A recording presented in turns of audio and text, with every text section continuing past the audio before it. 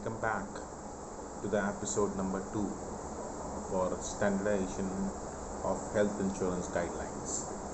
आज का जो हमारा टॉपिक है, जो फर्स्ट चेंज आ रहा है हेल्थ इंश्योरेंस नॉर्म्स में from 1 October 2020 is pre existing disease.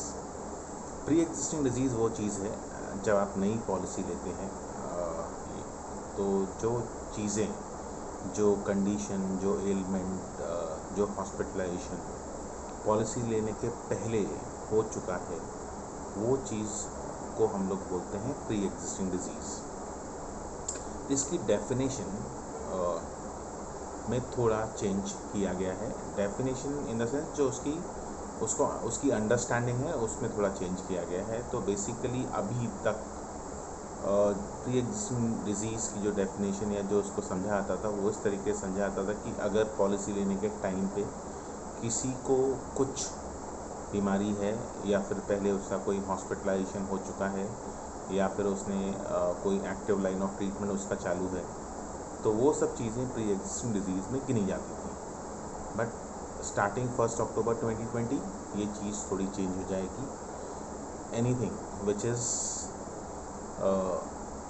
जो पिछले पॉलिसी लेने के 48 महीने में जिस चीज़ के लिए एक्टिव लाइन ऑफ ट्रीटमेंट चालू है, जिस चीज़ के लिए हॉस्पिटलाइजेशन हुआ है, जिस चीज़ के लिए डॉक्टर से कंसल्ट किया गया है, जिस चीज़ के लिए डायग्नोसिस किया गया है, मतलब इन शॉर्ट अगर मैं बोलूँ तो कस्टमर को जो चीज़ मालूम थी कि मुझे ये बीमारी है पॉलिसी लेने के पिछले 48 महीने में, उसको अब प्री एग्जिस्टिंग बोला जाएगा। उसके पहले की जो चीज़ है उसको pre existing as a clause policy में नहीं डाला जाएगा। तो बेसिकली प्री एग्जिस्टिंग जो होती हैं बीमारियां, उनको हर कंपनी एक सर्टेन पीरियड ऑफ के लिए एक्सक्लूड करती है। मतलब अगर कोई प्रोडक्ट में IRDA की डेफिनेशन के हिसाब से मैक्सिमम 48 मंथ्स है तो वो चीज़ अगर किसी को है ऑलरेडी पॉलिसी लेने के पहले, तो एक एक्स पॉलिसी ली उसने, तो उसमें वो मैक्सिमम 48 मंथ्स तक कवर नहीं होगी।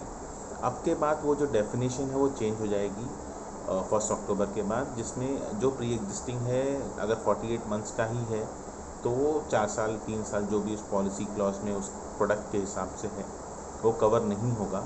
मगर अगर कोई चीज़ 48 मंथ्स के प्रायर की है तो वो प्री एग्जिस्टिंग में काउंट नहीं होगी और उसका कवर कंपनी को एज़ पर नॉर्मल क्लॉजेस जो होता है उसके हिसाब से देना पड़ेगा। क्या इसका मतलब ये है कि जो 4 साल से पुरानी बीमारियां हैं उसको डिस्क्लोज़ नहीं करना है? नहीं, इसका मतलब ये नहीं है। मेडिक्लेम या फिर कोई भी इंश्योरेंस जब आप लेते हैं तो जो भी चीज़ें हैं आपको डिस्क्लोज़ करनी है विथ अटमोस्ट गुड फेथ।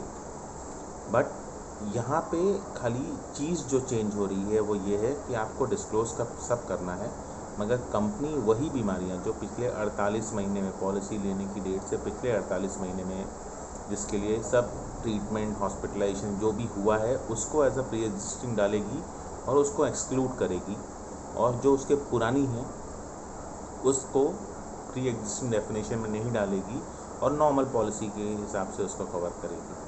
तो इस चीज़ को हम लोग को क्लियर कर समझना है कि डिस्क्लोज़ हर वो चीज़ करनी है जो मेडिकल हिस्ट्री में आती है, जो फॉर्म के क्वेश्चनर में आती है, जो आपका एडवाइज़र आपको पूछता है, वो आपको हर वो चीज़ बतानी है। अगर कोई भी हॉस्पिटलाइजेशन, ट्रीटमेंट, मेडिसिन बचपन में भी हुआ है तो भी, मगर अब नए क्लॉजेस के हिसाब से अगर वो 48 महीने के अंदर का नहीं है तो as a pre existing disease डाल के कंपनी उसको एक्सक्लूड नहीं करेगी। तो कंपनी के पास अभी भी ये राइट है कि आपकी ये पॉलिसी आपकी मेडिकल हिस्ट्री के बेसिस पे एक्सेप्ट या डिनाई कर सकती है, जैसे पहले भी होता था। But as new norm only 48 months prior to the policy जो भी बीमारियां हैं, जैसे मैंने आपको समझाया, जिसके लिए कंसल्टेशन, डायग्नोसिस, ट्रीटमेंट और हॉस्पिटलाइजेशन हुआ है पिछले 48 महीनों में, उसको ही प्री एग्जिस्टिंग कंडीशन मान के उसको एक्सक्लूड किया जाएगा फॉर सर्टन वेटिंग पीरियड जो मैक्सिमम 48 मंथ्स हो सकता है। So this was about the pre existing disease. कल का हमारा टॉपिक एक नया टॉपिक होगा जो इस नए नॉर्म्स में चेंज होने वाला है, और उसकी जानकारी के लिए कल आप हमसे फिर जुड़ सकते हैं। Till then, thank you very much. Do like, share, subscribe, and keep posting your questions if you want to know more about it. Thank you very much.